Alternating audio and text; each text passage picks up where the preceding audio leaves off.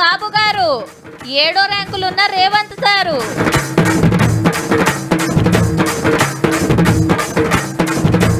రెండు 200 కొత్త గ్రామ పంచాయతీలు, ఇంకింత మంది వస్తారు సర్పంచులు.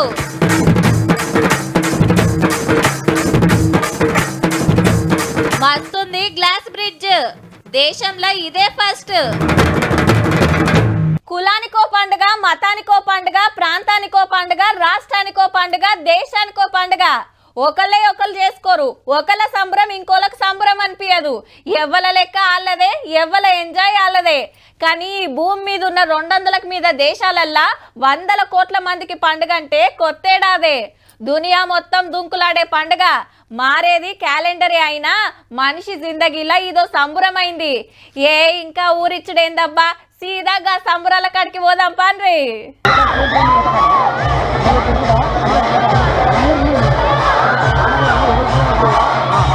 31st అంటే 31st పోన్రి. తాగుడు, తినుడు, ఎగురుడు, దుంకుడు, ఆడుడు, పాడుడు. పట్నంకెళ్ళి పల్లె దాకా జోరున్నది. వయసుల కాడ లైన్లు, పర్మిట్ రూమ్ల అడ్డాలు, బాలర తానం, పబ్బుల తాండవం, ఈవెంట్ల ఎంజాయ్. ఈ ఏడాది బాధలన్నీ మర్చిపోయి కొత్త ఏడాదిలో కొత్త ఉండాలని సంబరాలతోటి ఎల్కని చెప్పిరన్నట్టు.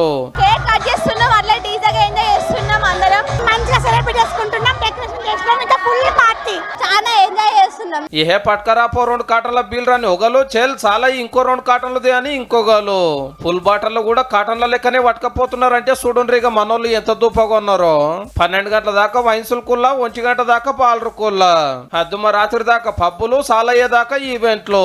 3 సీసాలు ఫినిష్. కష్టపడాలా, తాగాలా, గవర్నమెంట్ కి అంత ఇంత మేలు చేయాలా, ఇది మా లక్ష్యం. Happy new year 2005. 2-3 రోజుల ముంచే స్టోర్ చేసి పెట్టినాం. స్టాక్ అయితే మంచిగానే ఉంటుంది అన్న. బీర్ ఎక్కువ సేల్ ఉంటుంది ఇప్పుడు. బీర్, బ్రాండీ, రమ్లా ఇళ్లలో తీసుకెళ్లి పార్టీస్ ఎక్కువ చేసుకుంటున్నారు సార్. ఇప్పటి వరకు బీర్ ఎక్కువ సేల్ ఉంది సార్. చాలా అద్భుతంగా జరుపుకుంటాం. మందుతో చేసుకుంటున్నాం. మంది తీసుకున్నాం, బీర్లు తీసుకున్నాం. డబ్బులుంటే పండుగ, డబ్బున్నా లేకున్నా మా దసరా మాకు మంది ఇస్తాడు. 31st ఫుల్ ఎంజాయ్ చేసుకుంటాం.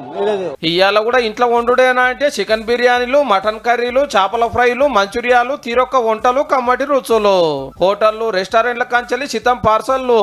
ఇక ఆన్లైన్ లో ఆర్డర్లకైతే లెక్కనే లేదు. పార్సల్లు కట్టలేక ఇల్లు కొంటవోలేక వాళ్ళు యాష్టగొనుడే తక్కువ. చికెన్ చేసినా, మటన్ వండినా,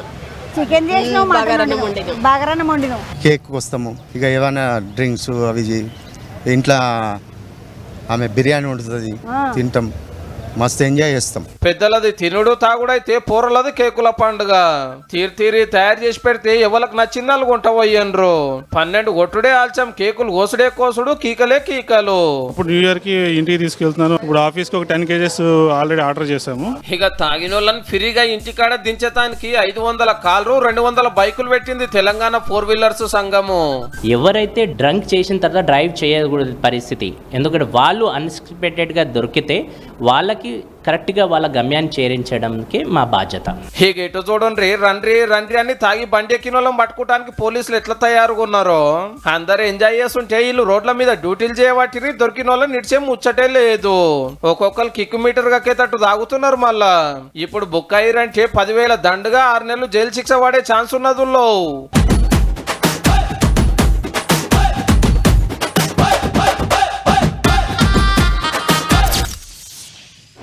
కొత్తేడాదిలో ఖర్చులు తగ్గించుకోవాలని కొందరు, పొద్దుగానే లేచి ఎక్సర్సైజులు చేయాలని కొందరు, మందు మానేయాలని కొందరు, కోపం తగ్గించుకోవాలని కొందరు, వ్యాపారం చాలు చేయాలని, కొత్త బండ్లు కొనుక్కోవాలని, ఇట్లా చాలానే ఉంటాయి.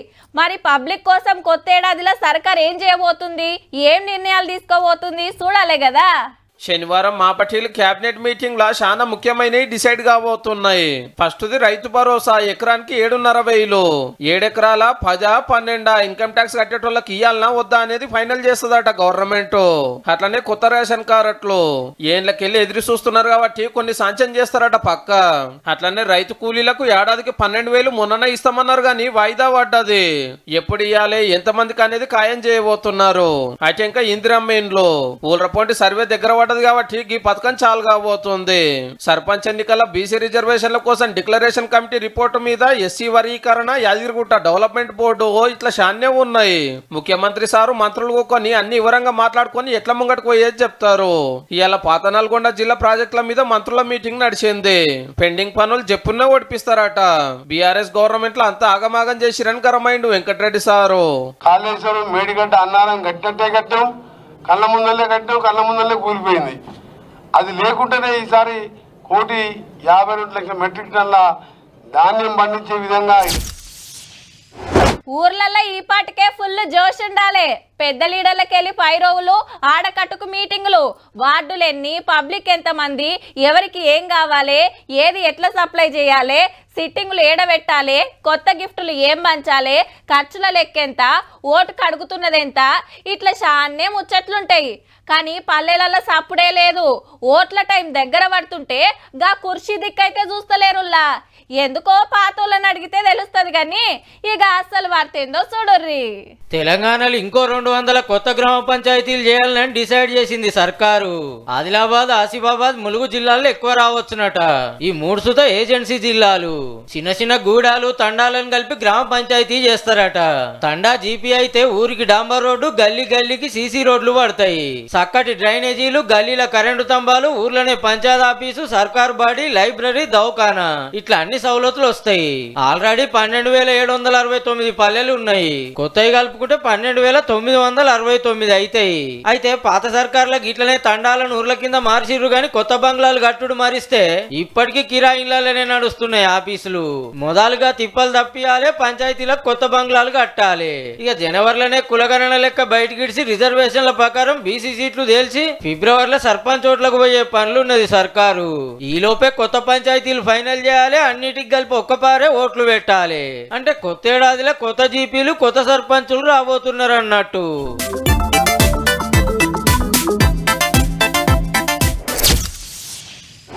ఈ ఏడాది మొత్తం నేను ఎంత సంపాదించినా, ఎంత ఖర్చు పెట్టినా, ఎంత మిలిగిందని లెక్కలు చూసుకోవచ్చు కొందరు.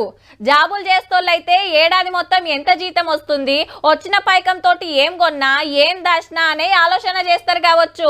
దందాలు చేస్తోళ్ళైతే పెట్టుబడి ఎంత అమ్మినా, షాప్ కిరా ఎంత కట్టినా, తొవ్వ ఖర్చులకు ఎంత అయింది, లాభం ఎంత మిలిగింది, నష్టం ఎంత వచ్చిందో చూస్తారు. మరి లీడర్ల ముచ్చటేంది అర్చుకుందాం పాన్రి. దేశంలో సిరిమంతుడైన సీఎం ఎవరో ఎరికేనా? ఇంకెవరు మన చంద్రబాబు సారే. 931 కోట్లు ఆస్తుందట ఆంధ్ర ముఖ్యమంత్రి గారికి. కాకుంటే సార్ మీద ఉత్తమ 36 కోట్లే ఉంటే ఇంటి ఆమె పేరు మీద కడమ 895 కోట్లు. ఏమో అనుకున్న మరిటేజ్ పాలన మీద మంచిగానే కమాయిస్తున్నట్టున్నాడు. ఇక 332 కోట్లతోటి అరుణాచల్ ప్రదేశ్ సీఎం పేమా ఖండు 2వ ర్యాంకులుంటే 51 కోట్లతోటి కర్ణాటక సీఎం సిద్ధరామయ్య సారథి 3వ జాగా. ఇంతకు మన ముఖ్యమంత్రి ర్యాంకు ఎప్పురి అంటున్నారులే. 30 కోట్లతోటి 7వ ర్యాంకు కొట్టిండు. రేవంత్ రెడ్డి సార్ కు ఊళ్ళో భూములు, శెల్కలు ఉన్నాయట. మాకు గిన్ని ఆస్తులున్నాయని ఎలక్షన్ సంఘానికి చెప్తే ఏడీఆర్ సంఘం గాలెక్కలు బయట పెట్టింది. ఇప్పుడు 28 రాష్ట్రాలలో చంద్రన్న నెంబర్ 1 అమీర్ సీఎం అయితే బెంగాల్ మమతక్క నిరీ గరీబ్ సీఎం. 3 మాటల ముఖ్యమంత్రి అయినా మేడానికి ఉత్త 15 లక్షల ఆస్తే ఉందట. మళ్ళా మన కాడ సర్పంచులు, వార్డు మెంబర్లు ఉన్నాయంపో. ఇక అందరివి కూడేస్తే 1630 కోట్లు అని తేలింది లెక్క. అప్పులు చూస్తే ఆస్తిలో 2వ జాగలున్న పేమాకాండ్ సారే ఇండ్ల ఫస్ట్ ర్యాంకు 180 కోట్లు అందే వెళ్ళిందట. చంద్రన్నకు 10 కోట్లు, రేవంత్ రెడ్డి సార్ కు 1,30,00,000 అప్పు ఉంది. ఈ ముచ్చటింటుంటే రాష్ట్రాల నేల ఈ ముఖ్యమంత్రుల కంటే కొందరు ఓటర్లే నయం అనిపిస్తున్నది కదా. హౌమల్లా ఎన్నికల సంఘానికి చెప్పే లెక్కలు గిట్లనే ఉంటాయి. లేకుంటే మాకు 100 ఎకరాలు ఉంది, మంచి ఫామ్ హౌస్ ఉంది, అందాల బంగ్లా కట్టినాం, కంపెనీలు పెట్టినాం, కోట్ల రూపాయలు కమాయిస్తున్నాం అని చెప్తారా ఏంది? అవసరమైతే పదవి ఏ వాటికే ఆస్తులు లాసానేమని కూడా చెప్తారు.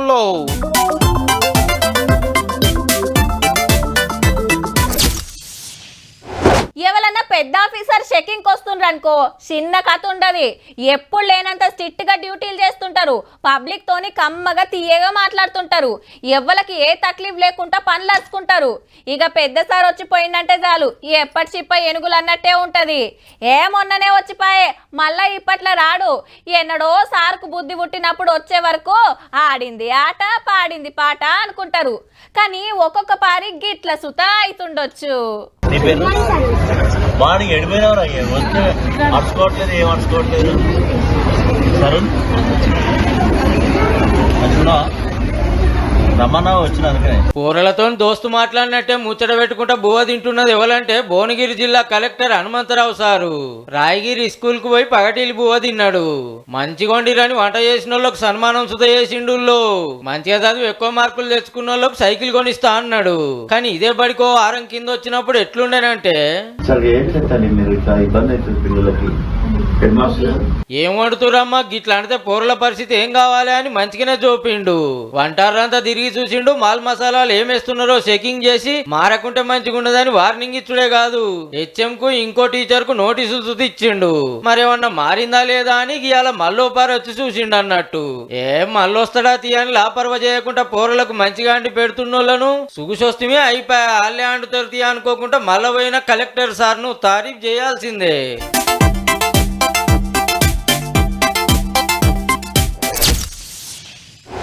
ఇంటి ముంగట ఓ పెద్ద బంగ్లా, ఇంటెనక 2 అంతరాల మిద్దే, ఇటు పక్కకో ఇల్లు అటు పక్కకో ఇల్లు, రోడ్ల మీదకి వస్తే మొగుళ్ళు దాకే బిల్డింగ్లు, పెద్ద పెద్ద కంపెనీలు, సుక్కలు దిగిపడ్డట్టు ఆడోటి ఈడోటి ఓ చెట్టు కనబడితే మా ఎక్కువ.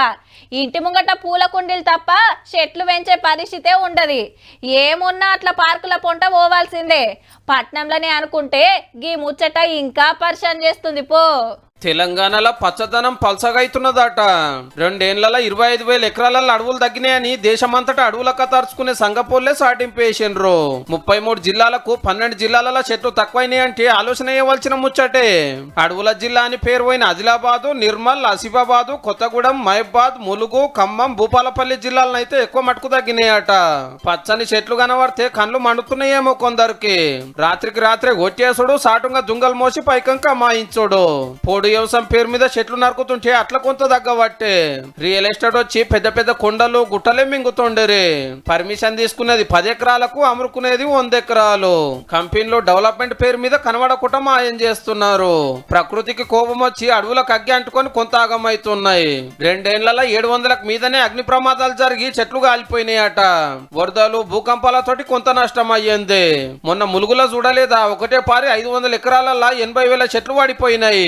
అడవులు పలసగైతుండే వరకు అందులో జీవరాశి తగ్గి మేత దొరకక పుల్లులు ఉల్ర మీద పడే కథ కాబట్టి ప్రకృతితో జరిగే నష్టం ఆపలేం గాని మన అవసరాల కోసం చెట్లు నరకు తగ్గిస్తే కొంతరన్నా తిప్పలు తప్పియచ్చు.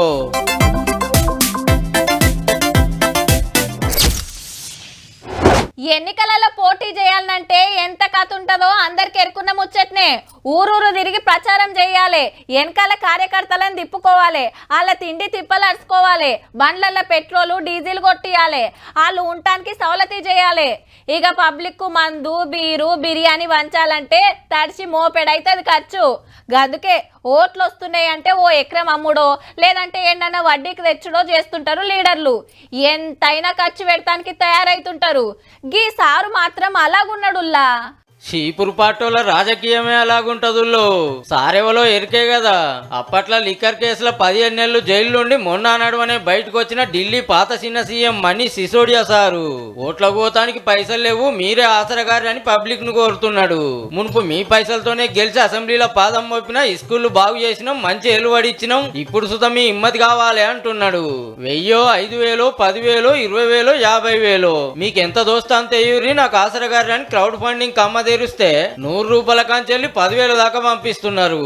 ఆల్రెడీ 3 లక్షలకు మీదనే జమ అయినాయి. ఢిల్లీలో అసెంబ్లీ ఓట్లున్నాయి. ఇప్పుడు ఇంకో 6 రోజుల్లో నోటిఫికేషన్ వచ్చుడేనట. ఓట్లొస్తే పబ్లిక్ కు పైసలు వంచిన లీడర్లనే చూసినాం గానీ పబ్లిక్ పైసలతో నోట్లకు పోయే లీడర్ సార్ ఒక్కడే కావచ్చు పోరి. అంటే పబ్లిక్ పైసలతోనే రాజకీయంలో ఉన్న చెత్తను ఊడ్చే కార్యమే ఎట్లా చూడాలి మరి. ఢిల్లీ పబ్లిక్ పైసలు వంచిన లీడర్ కోట్లేస్తారో, పైసలు అడుక్కున్న లీడర్కే జై కొడతారో.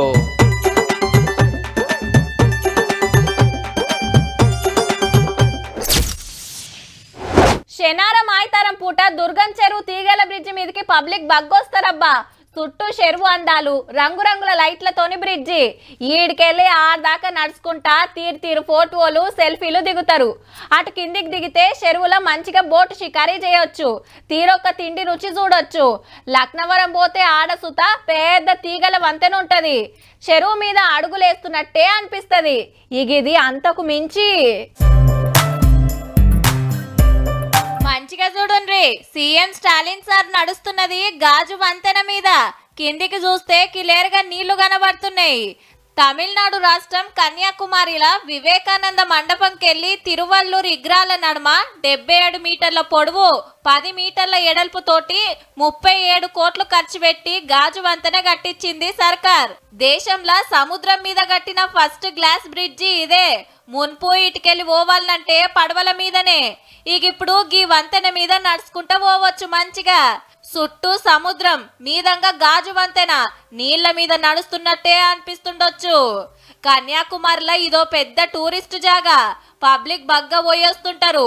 బ్రిడ్జి చూస్తానికి ఇప్పుడు ఇంకింత పెరుగుతుండొచ్చు. రంగురంగుల కరెంటు బుగ్గలు పెడితే రాత్రిపూట గాజు వంతెన శమక్కుమంటుంది పో.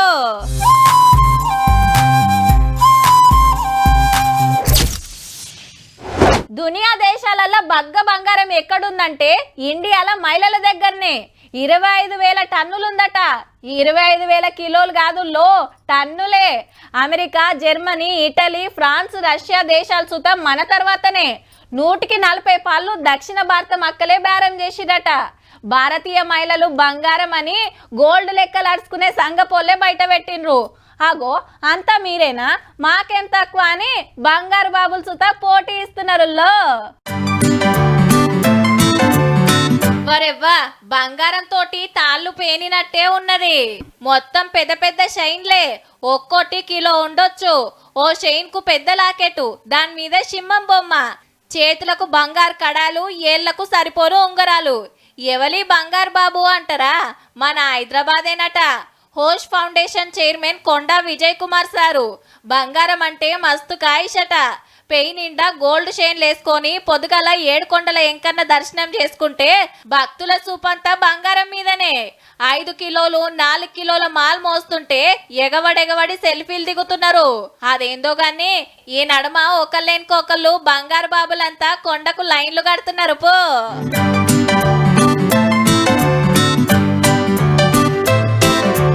చూసిండ్రు కదా, ఇక ఇయాల్టి తీన్మార్ వార్తలు ఉంటా. మళ్ళా నమస్తే.